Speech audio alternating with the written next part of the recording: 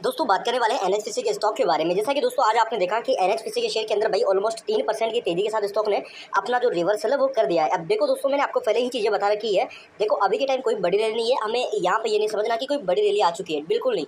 यहाँ पे अगर आप देखोगे तो अभी के टाइम कुछ हद तक हमारा 3% के आसपास जो लॉस है वो रिकवर हुआ है। अभी भी अगर आप देखोगे तो कई लोगों ने, जिन लोगों ने भाई 110 रुपये 115 रुपये तक खरीद रखा है, उनका तो अभी के टाइम 16-17% का लॉस देखने को मिल रहा है। तो लॉस रिकवर होगा बट यहाँ पे तरीके से, जैसा कि अगर आप देखोगे तो कंटिन्यू शेयर हमें गिरता हुआ नजर आया। आरएसआई स्टॉक का बिल्कुल भाई 35 एंड 30 के आसपास हमें देखने को मिला। एंड अभी के टाइम अगेन फिर से स्टॉक का बॉटम बना के स्टॉक रिवर्सल कर रहा है। तो यहाँ पे दोस्तों अभी के टाइम एक अच्छा इन्वेस्टमेंट का मौका बन रहा है। जो लोग लॉन्ग टर्म बेसिस इन्वेस्टमेंट की सोच रहे हैं एंड यहाँ पे दिवाली तक का अपना व्यू रखते हो तो डेफिनेटली दिवाली तक आराम से भाई स्टॉक यहाँ से 150 रुपये का लेवल क्रॉस करता हुआ नजर आ सकता है। जिस प्रकार की अभी के टाइम स्टॉक के चार्ट पैटर्न में स्ट्रेंथ बन रही है, जैसा कि आज आप देखोगे दोस्तों तो स्टॉक ने भाई 97 रुपये के आसपास के अपने हाई क्रिएट किए एंड क्लोजिंग पे स्टॉक ने 96.73 पैसे में स्टॉक ने अपनी पॉजिटिव क्लोजिंग करी। ऑलमोस्ट यहाँ पे 2.5% के आसपास के अपने पॉजिटिव क्लोजिंग देखने को मिल रही है। वही वॉल्यूम की बात करूँ, आज 3 करोड़ 12 लाख शेयर में ट्रेड होते हुए नजर आई, जो कि अगर वॉल्यूम के अकॉर्डिंग देखें तो बहुत कम वॉल्यूम है, कोई ज़्यादा बड़ी वॉल्यूम नहीं आई है। वॉल्यूम जब ये भागेगा तो वॉल्यूम स्टॉक के 7-8-10 करोड़ से कम वॉल्यूम आपको नहीं दिखेगी, 10-15 करोड़ तक की वॉल्यूम चली जाएगी। कारोबार ओनली फॉर आज 300 करोड़ का देखने को मिला बट अपसाइड ज़्यादा देखने को मिला है। डिलीवरी स्टॉक की बहुत अच्छी है, अराउंड 34% शेयर आज दोस्तों डिलीवरी में जाते हुए नजर आए। एंड यहाँ पर रिकॉर्ड डेट निकल चुकी है 12 तारीख रिकॉर्ड डेट थी। जिन लोगों ने 12 तारीख से पहले या 12 तारीख तक यहाँ पे खरीदा है भाई उनको ही डिविडेंड मिलेगा, बाकी लोगों को डिविडेंड नहीं मिलने वाला। अगर आपने 13 तारीख को भी बाई किया है तो आपको डिविडेंड नहीं मिलेगा। वही मैं बात करूँ एमओ की दोस्तों, तो एमओ में भी ये टाइम 1,30,000 शेयर में बाइंग ऑर्डर में देखने को मिल रहा है। स्टॉक का जो पी रेशो वो 23 का आ चुका है गिर के।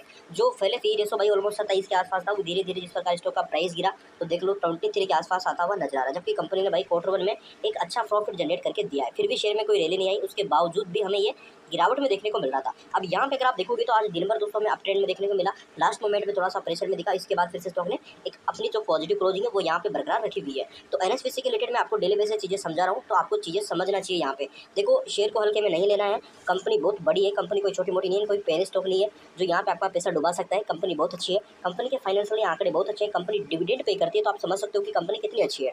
एंड यहाँ से पैसा अभी नहीं बन रहा है, इसका मतलब ये तो है नहीं कि आगे नहीं बनेगा। एंड यहाँ पे कई बार क्या होता है, लोग एक मतलब हाई पे खरीद लेते हैं, हाई पे खरीदने के बाद उनको पता चलता है कि भाई ये तो गिर रहा है। एंड जैसे ही गिरावट होते थे वो नीचे, मान के चलो कि 115 पे एनएचपीसी को खरीदा एंड एक अराउंड 95 तक ये में देखने को मिला, तो लोग यहाँ पे सेल करके निकल जाते हैं। उल्टा यहाँ पे गलती ये कर मतलब गलती कर देते हैं सेल करके। उल्टा करना क्या चाहिए कि एवरेज करना चाहिए। मान के चलो कि 115 पे अगर हमने 500 शेयर खरीदे तो मुझे लगता है कि गिरावट में 500 शेयर फिर खरीद लीजिए। 20% अगर अपने पोर्टफोलियो में स्टॉक गिर गया ना तो 20% जो अमाउंट हमने पहले लगाया है 100% अमाउंट मतलब आगे चलो कि 500 शेयर पहले खरीदे तो 500 शेयर अगर दोबारा खरीदते हैं तो भाई 115 का खरीद हमारी 195 इन दोनों के बीच में देखने को मिलते हैं। जो हमारा लॉस है ना भाई, वो मान के चलो कि अभी के टाइम स्टॉक 20% बाद हमारा लॉस रिकवर करेगा।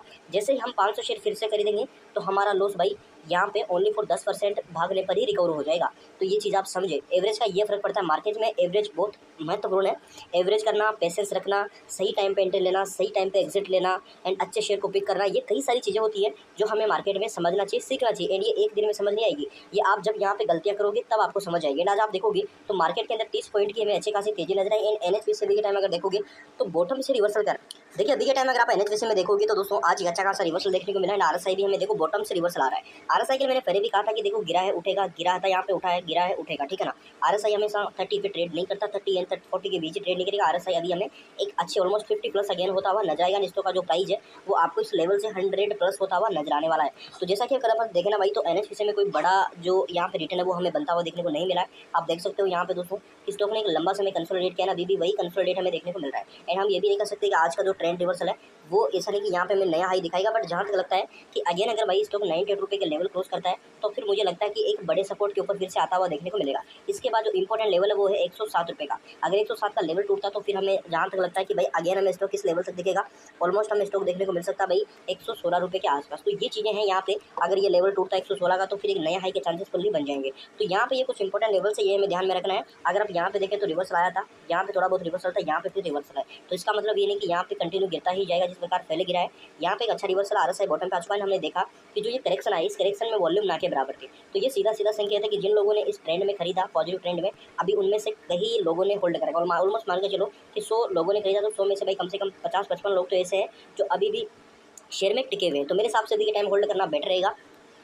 एंड हमें दिवाली तक का स्टॉक को टाइम देना चाहिए। दिवाली तक अगर मान के चलो कि 160-70 का लेवल भी हमें दिखा था, तो ऑलमोस्ट हमारे लिए स्टॉक में कम से कम 50% तक की रैली यहाँ से हमें देखने को मिल जाएगी। तो कंटिन्यू आप अभी के टाइम रख सकते हो। एंड जो डिविडेंड आपका दोस्तों, डिविडेंड आपको ऑलमोस्ट 12 सितंबर के आसपास देखने को मिल सकता है। ये चीज़ आप ध्यान रखें, ठीक है।